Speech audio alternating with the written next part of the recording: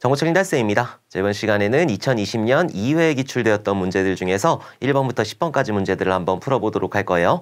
20년도에 개편이 되고 실기 같은 경우에 프로그래밍 언어의 비중이 굉장히 적었거든요. 한 2문제, 3문제 이렇게 출제가 되었는데 지금은 프로그래밍 언어 비중이 굉장히 크다. 그래갖고 여러분들이 익숙하게 문제들을 풀어주셨으면 좋겠어요.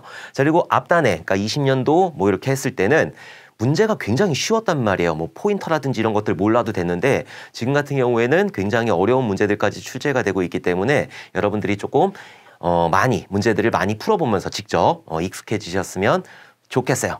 여기 있는 내용들, 그러니까 일반적으로 이론 내용들도 여러분들이 많이 들어주셔야 되는 거예요.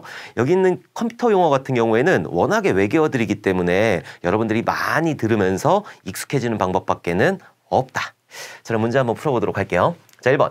일정한 주기를 가지고 계속 검토해 나가며 필요할 때마다 요구사항을 더하고 수정하여 커다랗게 살을 붙이면서 개발해 나가는 프로세스 모델 방식이다. 자, 미리 정해진 몇 개의 단계에 따라 엄격한 순서대로 이루어지는 일직선 과정인 폭포수의 프로세스와는 비교가 많이 되는 반대의 개념이다. 자, 이 소프트웨어 개발 방법론을 쓰시오라고 했단 말이에요. 자, 일단 우리가 좀 고전적인 방법이라고 해가지고 여러 가지 공부를 하셨을 거예요. 자, 폭포수라고 하는 거는 얘는 폭포처럼 떨어진다라고 해가지고 계속 계획하고 분석하고 설계하고 구현하고 테스트하고 이런 것들이 순차적으로 선형으로 이렇게 이루어지는 방식을 보고 폭포수 방법론이라고 하는 거고, 폭포수 방법론 같은 경우에는 문서가 완벽하게 만들어져야지 그 다음 단계를 수행할 수가 있는 거예요. 역으로 다시 거슬러 올라갈 수가 없다라고 하는 게 여기 있는 폭포수 방법이 되는 거고, 프로토타입이라고 하는 게 있어요. 자, 프로토타입이라고 하는 거는 얘는 시제품이 들어가야 되는 거예요. 시제품. 뭔가 고객하고 소통할 수 있는 시제품을 만들어가지고 개발해 나가는 그런 방식이 되는 거고, 자, 그리고 나선형 모델이라고 하는 게 있어요. 자, 나선형 모델이라고 하는 거는 얘는 반복을 하는데 점진적인 반복을 하게 되는 건데 4가지 단계를 거치게 돼요. 그래서 처음에 계획하게 되는 거고, 그 다음에 여기서 위험 분석이라는 걸 하게 된다. 자, 그 다음에 공학적 개발을 하게 되는 거고, 자, 마지막으로 평가라는 거를 이렇게 수행을 하게 된다. 그래서 이렇게 4개 단계, 요거 계획하고 위험 분석하고 개발하고 평가하고 요거를 점진적으로 수행한다라는 거를 꼭 기억을 해두셔야 돼요. 위험 관리가 들어간다라고 하는 게 나선형 모델이 되는 거고, RAD 모델이라는 것도 있죠. 레피드 같은 경우에는 그냥 빨리빨리 뭔가 케이스도구라는 걸 이용해가지고 빨리빨리 개발하는 거를 레피드 모델이라고 한다. 그래서 여기 있는 그 레피드를 하면서 또 케이스가 나왔잖아요. 자, 케이스 같은 경우에는 얘는 도와주는 거예요. 뭐를? 여기 있는 소프트웨어 엔지니어링, 그러니까 우리가 개발하는 과정을 도와주는 거죠. 누가? 컴퓨터가 ADD 해주는 거예요. 그래서 뭔가 뭐 여러 가지 도구들 개발할 때 사용하는 거를 여기 있는 케이스 도구라고 하는 거고, 케이스 도구 같은 경우에는 2가지로 또 나뉘게 돼요. 상위 케이스 도구라고 하는 게 있고 하위 케이스 도구라고 하는 게 있다. 그래서 상위 케이스 도구 같은 경우에는 분석 설계단 여기를 도와주게 되는 거고, 그러니까 뭐 ERD를 그린다든지 파워포인트로 뭔가 정리를 한다든지 SB 스토리보드를 만든다든지 그런 것들이 이제 상위 케이스 도구가 되는 거고, 하위 케이스 도구 같은 경우에는 개발하고 테스트하고 여기를 도와주는 게 하위 케이스 도구라고 한다. 이런 것까지 여러분들이 좀 알아두셔야 돼요. 자, 그리고 여기 있는 고전적인 방법하고 조금 반대되는 개념을 뭐라고 한다? 애자일 방법론이라고 한다. 여기에서는 뭔가 특정한 거를 쓰라고 하지 않았잖아요. 뭔가 XP라든지 아니면 스크럼이라든지 이런 특정한 거를 쓰라고 한 게 아니라 이런 예전에 만들어진 고전적인 방법하고 완전히 반대되는 개념, 이거를 보고 통 털어가지고 애자일 방법론이라고 하는 거죠. 그래서 1번의 정답은 애자일 방법론. 똑같이 아무거나 쓰셔도 되는 거예요. 애자일 쓰셔도 되는 거고, 애자일 방법론 쓰셔도 되는 거고, 이렇게 알아두시면 될 것 같아요. 자, 그러면은 생명주기 모형 종류 한번 보도록 할게요. 자, 제가 방금 전에도 말씀드렸지만은 폭포수 모형 같은 경우에는 계획하고 분석하고 설계하고 구현하고 테스트하고 유지 운영하는 것들이 그냥 선형 순차로 이루어지는 거, 여기서 다시 이렇게 설계단으로 돌아갈 수 없는 거예요. 요게 이제 폭포수 모형이 되는 거고, 그래서 각 단계에서 모든 것들이 완료가 돼야지 다음 단계로 넘어갈 수 있다. 자, 프로토타입 모델 같은 경우에는 실제 개발될 시스템의 견본, 그러니까 시제품을 미리 만들어서 최종 결과물을 예측하는 그런 모형이다. 자, 나선형 모형, 얘는 순서 꼭 기억을 해두셔야 되는 거예요. 계획수리, 계획만 써도 되는 거예요. 계획하고 여기 2번째로 위험 분석 들어간다고 하는 거, 요거 꼭 기억을 해두시고, 그 다음에 공학적 개발, 공학적 안 써도 되는 거예요. 개발이라고 쓰시면 되는 거예요. 자, 고객 평가, 고객 안 써도 되는 거예요. 그냥 평가라고 써주시면 된다. 그래서 계획하고 위험 분석하고 그 다음에 개발하고 마지막으로 평가 이런 식으로 이루어지는 게 뭐다? 나선형 모델이라고 한다. 중요해요. 나선형 모델. 요거 쓰라고 나올 수도 있으니까.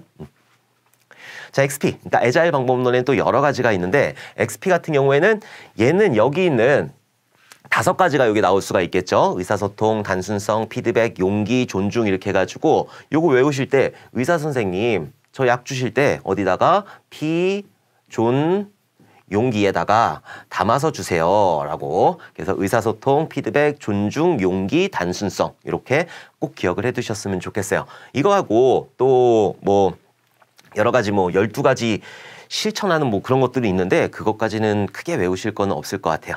그리고 스크럼이라고 하는 거, 저희 같은 경우에는 프로젝트를 30일마다 동작 가능한 제품을 제공하는 스플린트라는 거, 스플린트로 분리를 해가지고 개발하는 거. 그러니까 스플린트 나왔다라고 하면 스크럼이라고 알아두시면 되는 거고 5가지 요기, 핵심 요거 나오면은 XP라고 알아두시면 되는 거예요. 자, 매일 15분 정도의 회의를 한다라고 하는 게 여기 있는 스크럼 방식이 되는 거고 뭐 특징 주도 개발, 뭐 기능 주도 개발, FDD라고 하는 거 그냥 그런 것들이 있다. 자, 크리스털이라고 하는 것도 있고 린이라고 하는 것도 있는데 그냥 그런 것들이 있구나라고 알아두시고 애자일 방법론 같은 경우에는 앞에서 했던 XP라든지 아니면 스크럼이라든지 이런 것들의 특징만 여러분들이 정확하게 알아두시면 될 것 같아요. 자, 2번 보도록 할게요. 다음은 데이터베이스 설계의 순서이다. 빈칸에 해당하는 설계 순서를 쓰시오 라고 해가지고 요거는 지난 시간에서도 했었죠. 자, 데이터베이스 설계 순서 같은 경우에는 개, 논, 물이라고 했단 말이에요. 그래서 요구사항 분석하고 그 요구사항을 바탕으로 뭐를 하게 된다? 개념 설계라고 하는 걸 진행을 하게 된다. 자, 개념 설계에서는 뭐를 진행하게 되냐면은 여기 요구사항 분석에서 나왔던 모든 것들을 끄집어내가지고 ER 다이어그램이라는 거 하는 거를 이렇게 만들어준다라고 했었죠. 자, 그 다음에 논리 설계를 이렇게 들어가게 되는데 자, 논리 설계 같은 경우에는 목표 DBMS에 맞는 목표, 특정 목표 뭐 이렇게 얘기를 하는데 어쨌든 시험에서는 목표 DBMS라고 하니까 목표 DBMS에 맞는 그런 설계를 해줘야 되는 거고 여기에서 트랜잭션 인터페이스라는 거를 만들어주게 되는 거예요. 자, 그리고 만약에 얘가 관계형이다 라고 했을 때는 여기서 정규화라고 하는 작업을 수행을 해주게 된다. 그래서 정규화 같은 경우에는 1정규형, 2정규형, 3정규형 적어야 되겠다. 1정규형, 2정규형, 3정규형, BCNF 정규형, 4정규형, 5정규형이 있고 일반적으로 실무에서는 3정규형까지만 적용을 하게 되는 거예요. 그래서 얘는 도메인이 원자값이어야 되는 거고 부분함수 종속을 제거해야 되는 거고 이행적 함수 종속을 제거해야 되는 거고 결정자이면서 후보키가 아닌 것들 제거하고 여기는 다치 종속 제거하고 마지막으로 조인 종속. 조인 종속은 제거하든 이용하든 똑같은 얘기예요. 여기는 조인 종속이라고 하는 게 들어오면은 된다. 그래서 도부이결 다조, 두부이걸 다조 요거를 꼭 기억을 해두셔야 돼요. 어쨌든 논리 설계에서는 이런 정규화 과정을 진행을 하는 거고 정규화 같은 경우엔 잘게 쪼개는 거예요. 잘게 쪼갰기 때문에 뭐가 발생을 한다? 조인이라고 하는 연산이 발생을 하게 된다. 이 조인이라는 연산이 발생하게 되면 곱하기 연산이란 말이에요. 그래갖고 값이 기하급수적으로 늘어날 수가 있다. 그래서 물리 설계에서는 성능에 대한 거를 고려를 하게 되는 거예요. 성능에 대한 거, 뭐 아니면 레코드의 집중과 분석이라든지 이런 것들을 하게 된다. 자, 그리고 이 물리 설계에서는 이런 성능 때문에 여러 가지 작업들을 수행을 하게 되는 거예요. 지난 시험에, 그러니까 지난 시간 시험에서 나왔던 그 반정교화를 하기 전에 여러 가지 인덱스를 만든다든지 아니면 클러스터링을 한다든지 아니면은 파티션을 나눈다든지 아니면 뷰라는 거를 설계한다든지 이런 작업들을 하다 그러다가 안 되면은 뭐를 수행하게 된다? 반정교화라고 하는 거를 수행을 하게 된다. 이렇게 알아두시면 될 것 같아요. 그래서 여기 있는 개, 논, 물이 되는 거죠. 그래서 데이터베이스 설계 같은 경우에는 요구사항 분석을 한 다음에 처음에 뭐를 한다? 여기서 개념 설계라는 걸 진행을 하게 되는 거고 그 다음에 논리 설계라고 하는 걸 진행을 하게 되는 거고 마지막으로 물리 설계라고 하는 거를 진행을 하게 된다. 그래서 요거의 정답은 개, 논, 물, 개념적 개념 설계라고 해도 돼요. 논리적 논리 설계라고 해도 되는 거고 물리 설계라고 해도 아무 상관없어요. 개념, 논리, 물리 요것만 정확하게 들어가면 되는 거예요. 그래서 개, 논, 물 요거는 시험에서 잘 나왔어요. 그러니까 여러분들 시험에서도 나올 수 있으니까 개논물은 꼭 기억을 해두셔야 되는 거고 각각의 단계에서 뭐가 진행이 되는지 그런 것들도 계속적으로 반복해서 말씀을 드릴 거니까는 아마 나중에 시험장 가시면은 제가 옆에서 막 얘기하는 것 같을 거예요. 음성 지원된다고 가끔 가다가 이제 듣거든요. 여러분들도 이런 것들 딱 나오면은 음성 지원이 되실 거다. 자, 3번 보도록 할게요. 다음 빈칸에 알맞은 용어를 쓰시오. 자, 일반적으로 널리 알려진 HTTP, HTTPS, SMTP 등을 통해 XML 기반의 메시지를 컴퓨터 네트워크상에서 교환하는 프로토콜이다. 뭔가 데이터를 주고받는 프로토콜이라고 하는 거예요. 자, 땡땡땡은 웹 서비스에서 기본적인 메시지를 전달하는 기반이 되는데 땡땡땡은 몇 가지 형태의 메시지 패턴이 있지만 보통의 경우 원격 프로시저 호출 패턴으로 네트워크 노드에서 다른 쪽 노드로 메시지를 요청하고 서버는 메시지를 즉시 응답하게 되는 형식입니다. 즉 땡땡땡은 XML을 이용해서 분산 처리 환경에서 정보 교환을 쉽게 할 수 있도록 그렇게 도와주는 것이다. 정보 교환을 도와주는 거는 여러 가지 EAI 형태가 있는 거죠. 자, EAI 형태 같은 경우에는 포인트 투 포인트, 허브 앤 스포크, 메시지 버스, 그리고 하이브리드. 허브 앤 스포크하고 메시지 버스를 합쳐놓은 하이브리드형 이런 것들이 있는데 그거에 대한 내용은 아니고 여기에서는 뭔가 그 프로토콜이라고 그랬잖아요. 프로토콜. 프로토콜이라고 했기 때문에 얘 같은 경우에는 웹 서비스, 그러니까 SOAP이 되는 거예요. SOAP이라고 하는 게 프로토콜이다. 그래서 여기 있는 게 들어가야 되는 게 SOAP이라고 하는 게 들어가야 되는 거예요. SOAP 같은 경우에는 또 세 가지가 있단 말이에요. 어떻게 있냐면은 WSDL이라고 하는 게 있고, 자, 그리고 UDDI라고 하는 게 있어요. 자, 그리고 여기에 SOAP이라고 하는 이런 것들이 있는데 WSDL 같은 경우에는 설명서라고 보시면 되는 거예요. 데이터를 주고받기 위한 설명이 있어야 되겠죠. 입력값이 어떻게 들어가면은 출력값이 어떻게 나오게 된다라고 하는 그런 설명서라고 보시면 되는 거고 여기는 WSDL을 UDDI에다 모아놓는 거예요. 그러니까 얘 같은 경우에는 도서관 형태가 된다 이렇게 봐주셔야 되는 거고 SOAP이라고 하는 거는 여기 있는 설명서를 기반으로 실제 데이터를 주고받는 그런 프로토콜이다. 그래서 얘가 프로토콜, 약속이 되는 거예요. 이렇게 구분을 해주시면 되는 거고 지금 앞에서 만들어졌던 여기 HTTP라든지 HTTPS라든지 SMTP라든지 이런 것들이 뭐냐면 HTTP나 HTTPS 같은 경우에는 얘는 80 포트를 사용하고 얘는 443 포트를 사용하는데 얘는 여러분들 따따따 네이버닷컴 그거라고 보시면 되는 거예요. 자, 여기는 SMTP 같은 경우에는 메일 주고받을 때 사용하는 프로토콜 POP3라는 것도 있고 SMTP라고 하는 것도 있는데 보통 SMTP 요거는 메일을 주고받는 그런 프로토콜이다. 메일을 뭔가 할 때 메일 관련된 프로토콜이 여기 있는 SMTP라고 하는 거고 이 SOAP이라고 하는 거, 여기 있는 SOAP이라고 하는 게 왜 요게 나오냐. HTTP라든지 HTTPS라든지 SMTP 요게 나오는 이유가 뭐냐면은 예전엔 코바라고 하는 게 있었어요. 자바에서 코바라고 하는 그런 데이터를 주고받을 때 코바 안 나와요. 이런 것들이 있었는데 얘는 특정한 포트를 뚫어야 돼요. 만약에 서버가 이렇게 있으면은 거기에 특정한 방문을 열어야지 이 데이터를 주고받을 수가 있었다. 그러니까 얘 같은 경우에는 보안상의 문제가 될 수 있단 말이에요. 근데 여기는 HTTP라든지 HTTPS라든지 SMTP라든지 얘네는 그냥 뚫려 있는 거예요. 그냥 누구나 이용할 수 있는 거죠. 따따따 네이버닷컴 들어갔는데 거기에 뭐 허가된 사람만 들어가는 건가요? 아니란 말이라. 그렇기 때문에 이런 뚫려있는 포트들 이런 것들을 이용을 하게 되는 거고 그런 것들을 이용해가지고 한 게 여기 있는 SOAP이라고 하는 거예요. SOAP이라고 하는 거. 오케이.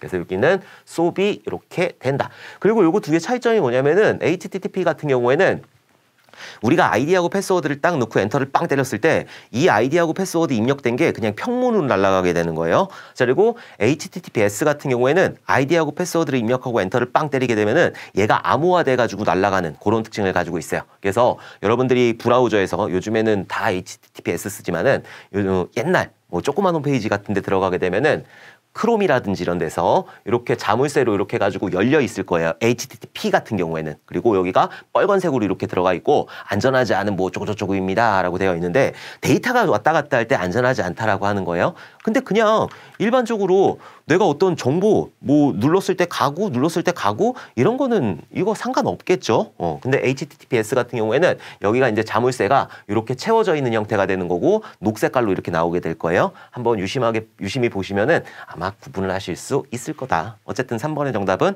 SOAP이에요. SOAP. 자, 4번 보도록 할게요. 다음 빈칸 안에 공통으로 들어갈 가장 적합한 용어를 쓰시오. 자, 땡땡땡은 소프트웨어의 변경 사항을 체계적으로 추적하고 통제하는 것으로 땡땡땡은 일반적인 단순 버전 관리 기반의 소프트웨어 운용을 좀 더 포괄적인 학술 분야 형태로 넓히는 근간을 이야기한다. 자, 땡땡땡이란 소프트웨어 소스 코드뿐만 아니라 개발 환경, 빌드 구조 등 전반적인 환경 전반적인 내역에 대한 관리 체계를 정의하고 있다. 이를 지원하는 도구로 Git, SVN, CVS 이런 것들이 있다라고 했는데 얘 같은 경우에는 이제 형상관리가 되는 거죠. 형상관리. 형상관리는 굉장히 중요하다고 말씀을 드렸어요. 자, 형상관리가 되는 거고 뭐 영어로 알아두셔도 되는데 보통은 한글로만 쓰셔도 된다. 어쨌든 형상관리라고 하는 거는 이런 것들을 수행을 하는 거고 변경관리라는 게 있고 버전관리라고 있는 게 있고 형상관리라고 하는 게 있어요. 자, 변경관리라고 하는 건 가장 작은 개념이 되는 거고 그 다음에 버전관리라고 하는 것도 있는 거고 형상관리가 이렇게 있는 건데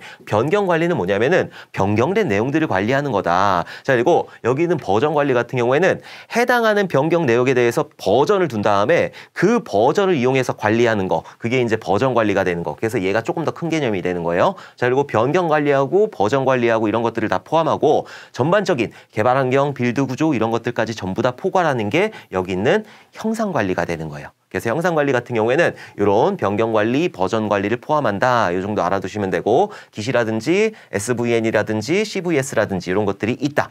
기시라고 하는 거는 얘는 원격에 있는 컴퓨터에서 한 번 관리하고 내 컴퓨터에서 한 번 관리를 하게 되는 거예요. 자, 그리고 여기 있는 SVN이라든지 CVS 같은 경우에는 중앙 집중식이에요. 중앙 집중식. 자, 형상관리 절차. 얘 너무너무 중요하죠. 그래서 처음에 형상 식별을 해야 되는 거고 식도감기, 형상 식별하고 형상 통제하고 그 다음에 형상 감사하고 마지막으로 형상 기록을 하게 되는데 가장 많이 나오는 부분이 여기 형상 통제 부분이에요. 형상 통제 부분 같은 경우에는 얘는 베이스라인이 들어간다. 베이스라인이 여기서 만들어지게 된다. 이거를 꼭 기억을 해두셔야 돼요. 자, 형상 식별이라고 하는 건 말 그대로 형상들을 식별을 하는 거예요. 여기에 있는 디자인팀이 있고 여기 개발팀이 있고 자, 여기 뭐 기획팀이 있고 이럴 때 각각의 버전들이 있을 거 아니에요. 기획서 버전 1번, 2번, 3번 자, 디자인의 버전 1번, 디자인의 버전 2번, 개발의 버전 1번부터 버전 뭐 9번까지. 자, 이렇게 이런 형상들을 식별하는 거고 형상 통제 같은 경우에는 변경 요청을 받아가지고 원래는 버전이 이렇게 해가지고 초기 버전이 이렇게 나왔단 말이에요. V1 해가지고 초기 버전이 나왔는데 야 이거 좀 개선하자라고 해가지고 변경 요청을 받은 다음에 CCB 그러니까 형상관리 통제 형상통제위원회에다가 승인을 받아가지고 현재 베이스라인을 변경하는 거예요. 그래갖고 여기가 버전 2로 이렇게 변경이 된다든지 이런 식으로 만드는 게 이제 형상 통제가 되는 거고 이 단계에서 베이스라인이 만들어지게 된다. 자, 형상 감사는 이게 잘 됐는지 그걸 보는 거고 형상 기록 같은 경우에는 그거에 대해서 기록하는 거겠죠. 그래서 형상 식별, 형상 통제, 형상 감사, 형상 기록 요거 식도 감기 꼭 기억을 해두셔야 돼요. 자, 그리고 버전 관리 도구 분류들 보게 되면은 일단 공유 폴더 방식이라는 게 있는데 얘 같은 경우에는 한 사람이 눈이 빠지는 거예요. 그냥 말 그대로 내가 개발을 다 진행을 했단 말이에요. 여러 명의 개발자들이 이걸 저녁에 퇴근할 때 모아놔요. 그럼 걔네들 다 분석해가지고 소스 코드를 하나씩 모아. 그리고 그 다음날 다시 다 배포하고 그래서 SCCS 방식이라든지 RCS, PVCS 이런 종류 모르셔도 돼요. 공유 폴더 방식이라는 게 있는 거고 클라이언트 서버 방식 같은 경우에는 그냥 한 군데다 모아두게 되는 거예요. 그러니까 중앙 집중식이다. 그래서 예전에는 CVS라고 하는 걸 사용했는데 CVS 같은 경우에는 굉장히 느리기도 하고 그리고 뭐 이동이라든지 이게 안 돼요. 그렇기 때문에 요즘에 사용 안 하고 SVN으로 이렇게 넘어오게 된 거고 그냥 클리어 케이스라는 게 있다. 모르셔도 돼요. 자, 분산 저장소 방식에는 Git 요것만 알아두시면 돼요. 이렇게 된다. 나머지 것들은 그냥 그렇구나 이렇게 알아두시고 딴 거 다 필요 없었다. 딴 거 다 필요 없고 그냥 여기서 SVN이 있어야지. 자, SVN이 있어야지. 여기서 SVN, CVS, Git 요 정도만 여러분들이 확인을 해주시면 될 것 같아요.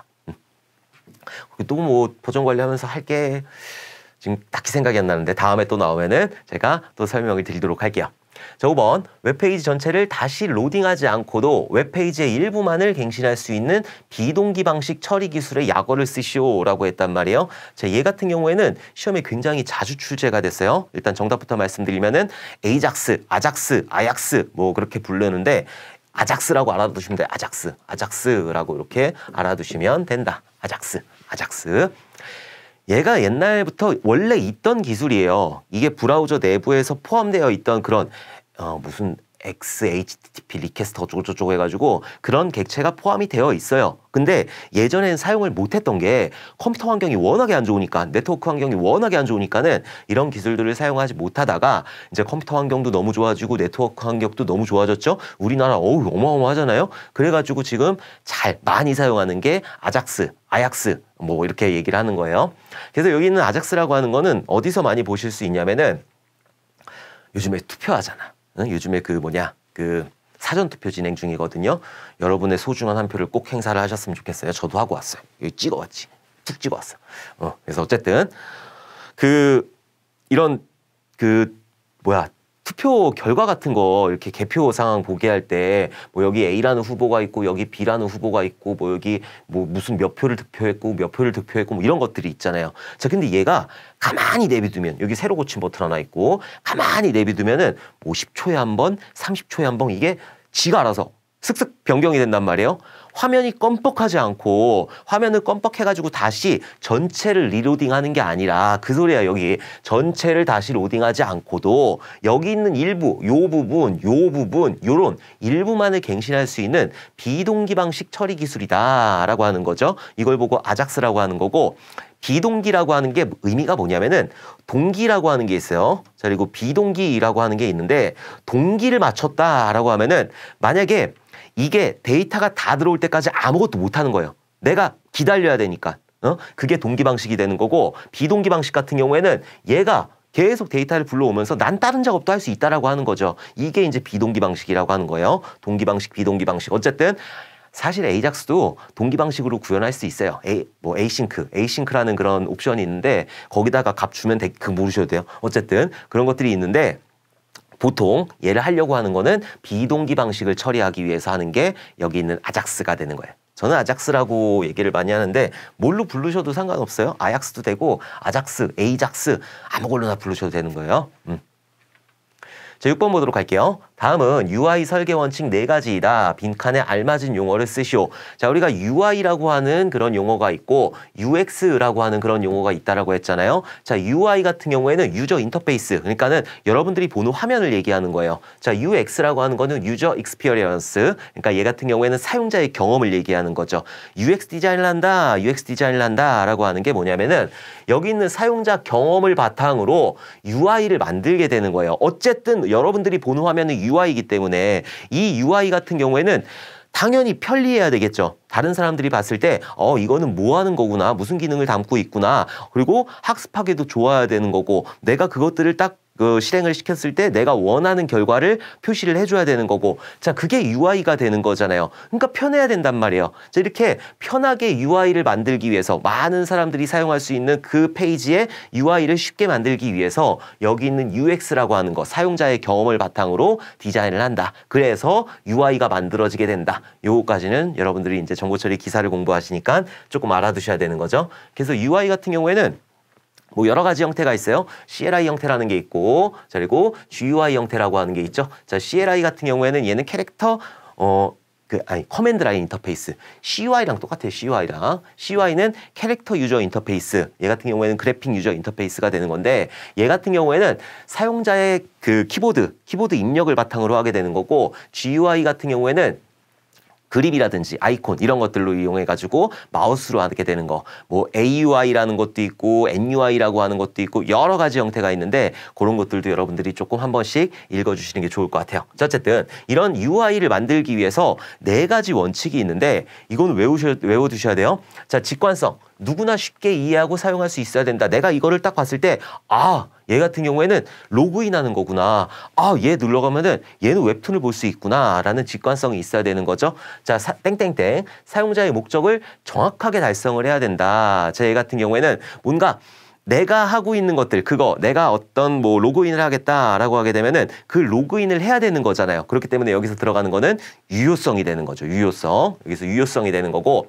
자, 학습성 같은 경우에는 누구나 쉽게 학습할 수 있어야 된다라고 하는 거. 유연성 같은 경우에는 앞으로 나오는 모든 유연성은 제가 그랬죠. 뭔가 덧붙일 수 있는 능력이라고. 자, 사용자 요구사항을 최대한 수용하며 오류를 최소화해야 된다라고 하는 게 여기 있는 유연성이 되는 거예요. 그래서 요거 4가지, 직관성, 유효성, 학습성, 유연성, 요거 4가지 꼭 기억을 해두셔야 돼요. 직관성, 누구나 쉽게 이해할 수 있어야 되는 거고, 유효성, 사용자의 목적을 정확하게 달성을 할 수 있어야 되는 거고, 학습성, 누구나 쉽게 배울 수 있어야 되는 거고, 유연성, 뭔가 확장이 가능해야 된다라고 하는 거. 그게 이제 UI 설계 원칙 4가지이다. 자, 다시 직관성, 그리고 유효성, 그리고 학습성, 마지막으로 유연성, 이렇게 4가지가 있다.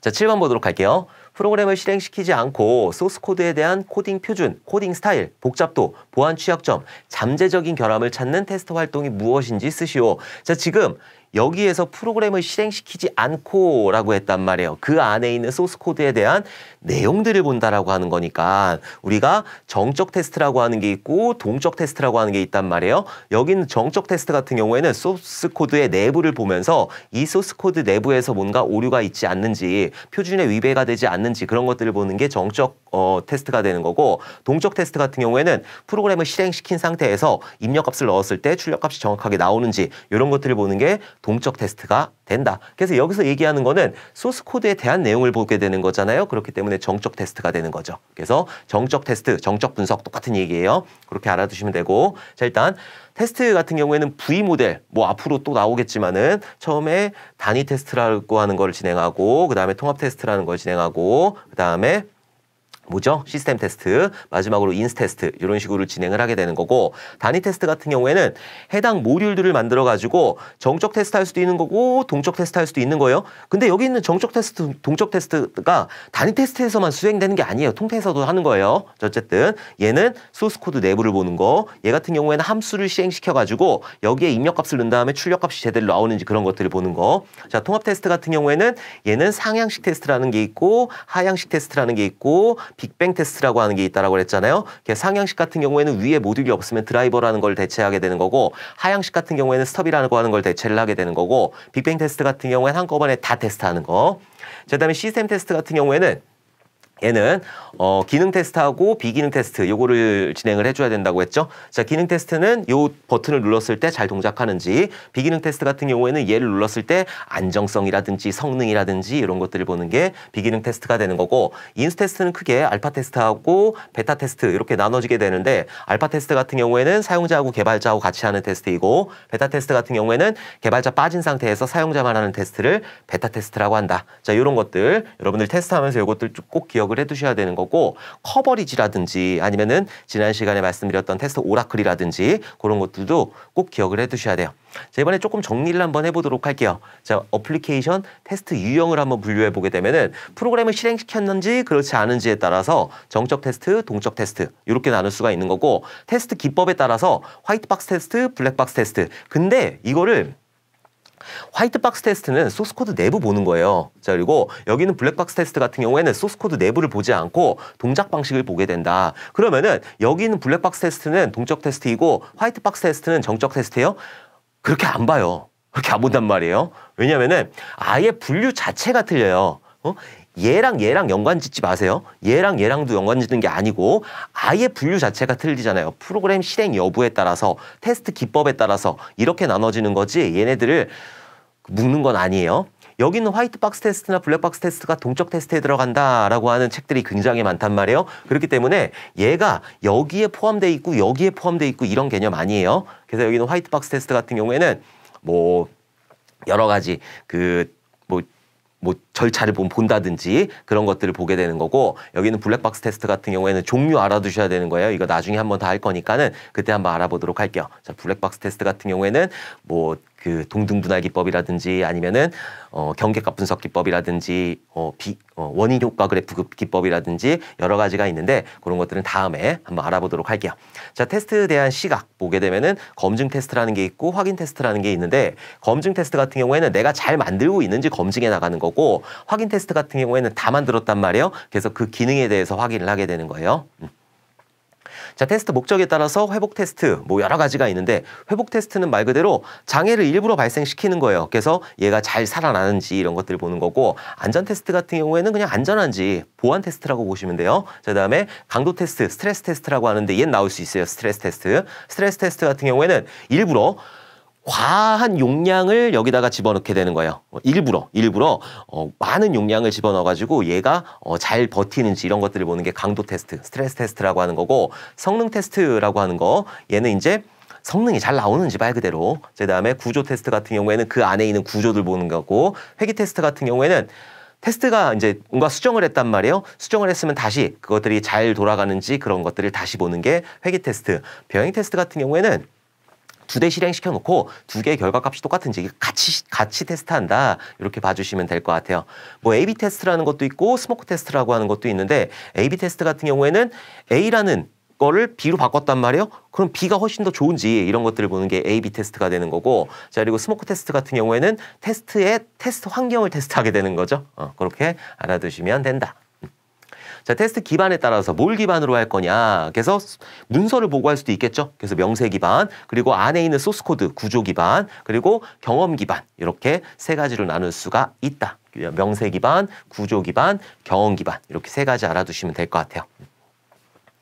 자, 8번 보도록 할게요. 아래 보기에 학생 테이블을 대상으로 요구사항을 적용하여 출력하는 SQL문을 작성하시오. 이렇게 요구사항이 나온단 말이에요. 실기에서는. 그래서 여기 있는 요구사항에 맞춰가지고 여러분들이 작성을 해주시면 되는 거고, 저한테 이제 질문이 들어올 때 제가 만약에 뭐 예를 들어서 웨어라는 걸 썼어요. 웨어하고 무슨 해빙이라는 걸 썼는데 여기다가 해빙을 안 써도 되나요? 결과값이 똑같으면 돼요. 그냥 일반적으로 사용을 할 때는. 근데 실기 시험에서는 이렇게 요구사항, 조건들이 들어간단 말이에요. 자, 보면 3학년이거나 4학년 학생의 학번과 이름을 검색하시오. 단 조건절 작성 시 인 예약어를 사용해서 작성하시오 라고 했단 말이에요. 이런 식으로 뭘 사용해라 라고 이렇게 나오게 되는 거고, 작성 한번 해보도록 할게요. 자, 셀렉트의 가장 기본적인 구조, 검색하라고 했으니까 셀렉트를 해야 되는 거고, 셀렉트 같은 경우에는 셀렉트 한 다음에 프롬이 되는 거죠. 자, 얘가 이제 가장 기본적인 구조가 되는 거예요. 어떤 테이블에서 어떤 내용들을 가지고 와라. 곱하기를 이렇게 쓰게 되면은 모든 컬럼, 학번, 이름, 학년 요거 세 개를 다 가지고 오게 되는 거고, 내가 만약에 학번만 가지고 오고 싶다. 그럼 여기서 학번 이렇게 써주시면 되는 거예요. 만약에 곱하기를 쓰나 학번, 이름, 학년이나 이런 것들을 쓰나 세 개를 쓰나 똑같나요? 똑같아요. 훨씬 더 명확한 거예요, 사실. 자, 어쨌든 여기에서는 뭔가 어떤 컬럼들을 가지고 올지 이게 가장 기본적인 구조가 되는 거고, 그 다음에 조건을 만들기 위해서 where라고 하는 거, 자 그리고 조금 더 확장된 조건을 만들기 위해서 and라든지 아니면 or라든지 이런 것들을 하게 된다. 이게 이제 조건절이 되는 거고, 그 다음에 얘를 그룹핑 시킬 수가 있단 말이에요. 자, 예를 들어서 여기 그룹핑 할 게 없으니까 여기에 그룹 바이라고 하는 게 들어갔어요. 그룹 바이, 그룹 해가지고 바이 하게 되면은 만약에 학년으로 그룹핑 시키겠다라고 하면은 학년으로 이렇게 그룹핑이 되는 거예요. 그래서 이런 그룹핑을 했을 때 사용할 수 있는 집계 함수들이 있단 말이에요. 그 집계 함수 종류가 avg라든지 아니면은 sum이라든지 아니면은 max라든지 min이라든지 카운트라든지 이런 것들이 있다. avg는 평균, 얘는 합계, 얘는 최대값, 얘는 최소값, 얘는 개수 이렇게 되는 거예요. 자, 어쨌든 그룹핑을 시켜놓고 이 그룹핑 된 데서 여기 있는 집계 함수를 이용해가지고 조건을 줄 수가 있단 말이에요. 자, 그게 이제 해빙절이 되는 거예요. 해빙절, 해빙 이렇게 해가지고 만약에 예를 들어서 학년으로 그룹핑 시켰죠. 즉, 그 다음에 뭐 여기 점수가 있을 때 점수가 뭐 점수의 합이 sum 해가지고 여기 있는 점수의 합이 이게 크거나 같냐 100점. 자, 이런 식으로 줄 수 있다라고 하는 거예요. 여기 해빙절에서. 자, 가장 마지막에 오는 절 여기 또 하나 그룹핑이 되는 거고, 가장 마지막에 오는 절이 오더 바이 절이 되는 거죠. 오더 한 칸 띄고 바이예요. 오더 바이 한 다음에 뭐 A를 가지고 ASC 할 건지, 자 그리고 콤마 한 다음에 계속 이어서 쓸 수 있어요. 자, B를 가지고 DESC 할 건지, 자 그래서 ASC 같은 경우에 오름차 순정렬이 되는 거고 DESC 같은 경우에 내림차 순정렬이 되는 거예요. 그래서 여기 있는 오더 바이라고 하는 그런 정렬 조건을 지정할 수 있는 절이 올 수가 있다. 자, 그러면 요거를 가지고 일단 기본적으로 얘를 알아야 되는 거예요. select from, where, group by, having, order by 이런 것들을 알아야 되는 거고, 지금 여기서 3학년이거나 4학년 학생의 학번과 이름을 검색하라고 그랬어요.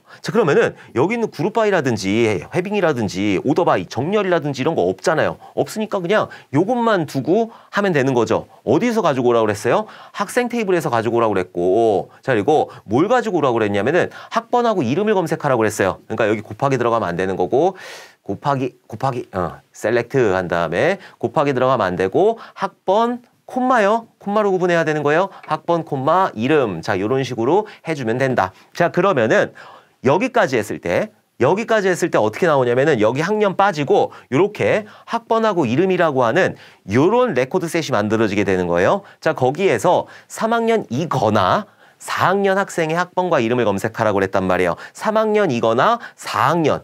둘 중에 하나면 되는 거죠. 그럼 여기에다가 where 조건을 줘야 되는 거죠. where 조건을 이렇게 준 다음에 where 한 다음에 학년이죠. 학년하고 학년이 같냐 3. 자, 이렇게 써도 되고, 아니면은 따옴표 안 붙여도 돼요. 숫자는 이런 식으로 써도 되고 따옴표 붙여도 상관없다. 그럼 이렇게 했을 때 여기까지 했을 때 그럼 얘만 나오겠죠. 여기 3학년 얘만 이렇게 레코드 셋이 만들어지는 건데 지금 여기에서는 4학년도 가지고 오라고 그랬단 말이에요. 그렇기 때문에 여기다가 5화 해가지고 학년 저도 알아요. 5화 안 되는 거 학년 한 다음에 4 이런 식으로 하면은 여기 있는 두 개 행이 이렇게 만들어지게 된다. 근데 여기에서 뭐를 하라고 그랬냐면은 조건절 작성 시 in이라고 하는 예약어를 사용해야 된다라고 했단 말이에요. 자, in이라고 하는 거는 해당 값이 포함되는 걸 찾아야 되는 거예요. 그래서 여기서 어떻게 해야 되냐면은 학년 한 다음에 in 해주고 여기에 괄호 쳐가지고 3,4 따옴표 붙여도 아무 상관없어요. 이렇게 꽃따옴표 이렇게 붙여도 아무 상관없다. 문자는 무조건 따옴표 붙여야 되는 거고 숫자는 붙여줘도 되고 안 붙여줘도 된다. 그래서 이런 식으로 작성을 해주시면 돼요. 맨 뒤에 세미콜론 붙여야 되나요? 붙이시는 게 좋죠. 근데 이 세미콜론의 의미가 뭐냐면은 명령 끝났다라는 의미를 나타내는 거예요. 근데 얘가 지금 세미콜론이 없어요. 근데 요거 하나만 수행했잖아요, 명령이. 그럼 그냥 이렇게 해도 돼요. 아무 상관없어요. 똑같이 실행이 되는 건데 만약에 여기에 다른 명령들이 있어요. 여기도 select가 있고 뭐 여기 insert가 있고 여러 개의 명령들로 구성이 되어 있을 때 요 명령의 끝이다라고 하는 거를 구분하는 게 여기 있는 세미콜론 이런 형태가 되는 거예요. 그래서 이렇게 알아두시면 된다. 그러니까 여기 있는 요구사항에 맞춰가지고 여러분들이 이렇게 답안을 작성을 해두시면 되는 거예요. 자, 그래서 요거를 써보게 되면은 select 학번하고 이름 from 학생이라는 테이블에서 가지고 올 거고 where한 다음에 학년 in 3,4 이렇게 쓰시면 되는 거예요. 근데 이런 거 질문하시는 분이 있어요. 자, where 조건 이렇게 준 다음에 여기에 학년은 뭐 이렇게 하고 뭐 3, 4 이거 되나요? 안 돼요 이거. 하나씩 해야 되는 거예요. 그러면은 만약에 학년 3 한 다음에 콤마하고 학년 4 되나요? 안 돼요 얘도. 왜냐면은 where 다음에 하나가 나와야 되는 거고 하나의 조건이 나와야 되는 거고 그 다음에 콤마라는 게 올 수가 없어요. 여기 있는 콤마 같은 경우에는 여기만 들어가는 거예요. 여기나 in이라든지 아니면은 테이블을 조인한다든지 그럴 때 들어가게 되는 거지 여기 where 조건에다가 이렇게 사용할 수 없어요. 여기 5화라고 하는 거를 명시적으로 이렇게 써주셔야 되는 거예요. 5화 학년은 4 이런 식으로 써주시면 된다. 따옴표는요? 안 써도 되고 써도 된다. 문자는 무조건 쓰셔야 되는 거예요. 문자는. 자, 9번 보도록 할게요. 다음 주어진 스튜던트 테이블의 네임 속성을 오름차순하여 IDX 네임을 인덱스명으로 하는 인덱스를 생성하는 SQL 명령문을 작성하시오. 이런 문제 같은 경우에는 굉장히 고난이도 문제가 되는 거잖아요. 자, 어쨌든 인덱스를 생성하라고 그랬으니까 생성하는 게 뭐예요? 생성하는 거 create가 되는 거죠. 그래서 create 이렇게 해주게 되는 거고 요것도 많이 질문하시는데 대소문자 어떻게 해요? 아무 상관없어요. 대소문자 크 한 다음에 리 한 다음에 이 크리 a 트 뭐 이렇게 해도 아무 상관없어요. 똑같아요. 똑같이. 대소문자는 구분하지 않는다. 자, 어쨌든 크리에이트 해가지고 뭘 만들려고 그랬어요? 인덱스 만들려고 그랬잖아요. 크리에이트 인덱스 이렇게 하게 되는 거고 그 인덱스명을 뭐라고 했어요? 인덱스명 IDX name이라고 했단 말이에요. IDX name. 그럼 인덱스명이 크리에이트 인덱스 IDX 언더바 name이 되는 거고 자, 여기다가 뭘 기준으로 할 거냐? 이게 이름이 되는 거고 어떤 테이블에 대해서 on 한 다음에 어떤 테이블? 스튜던트 테이블에 대해서 하는 거죠. 스튜던트라고 하는 그런 테이블에 대해서 하는 거고 여기다가 네임 속성을 오름차순하라고 그랬으니까는 네임이라고 하는 속성을 얘를 ASC 해준다. 자, 이런 식으로 작성을 해주시면 되는 거예요. 자, 보면 크리에이트 인덱스 해가지고 여기는 인덱스 명이 들어가는 거예요. 크리에이트 인덱스를 생성을 하겠다. 자, IDX name이라고 해가지고 여기 있는 IDX name이라고 하는 인덱스 명을 생성을 할 거고 어떤 테이블에 대해서 하는 거잖아요. 어떤 테이블에 대해서는 on이 되는 거예요. on 한 다음에 스튜던트 테이블 이렇게만 하면 안 돼요. 여기 안에다가 어떤 컬럼을 써야 되는 거예요. 이렇게 컬럼을 쓰게 되면은 그 컬럼을 기준으로 ASC 정렬을 한 인덱스 테이블이 하나가 더 만들어지게 되는 거죠. 여기 있는 물리적인 테이블이 하나가 있으면은 이 물리적인 테이블을 기반으로 인덱스 테이블이 하나가 더 만들어지게 되는 거예요. 네임이라는 속성만 싹 가지고 와서 정렬시켜 버리는 거. 이렇게 된다. 그래서 여기 있는 인덱스라고 하는 게 빨리 찾아가려고 하는 거잖아요. 그러니까 이게 무슨 말이냐면은 여기 데이터들이 굉장히 많아요. 여기 데이터들이 굉장히 많은데 여기는 이응직, 여기는 김응직, 아니면은 박흥직 뭐 이런 식으로 중구난방 이렇게 돼 있단 말이에요. 중구난방 이런 식으로 되어 있는 거고 지금 여기에 인덱스를 만드는 거예요. 얘는 그대로 둔 상태에서 인덱스를 만드는 거죠.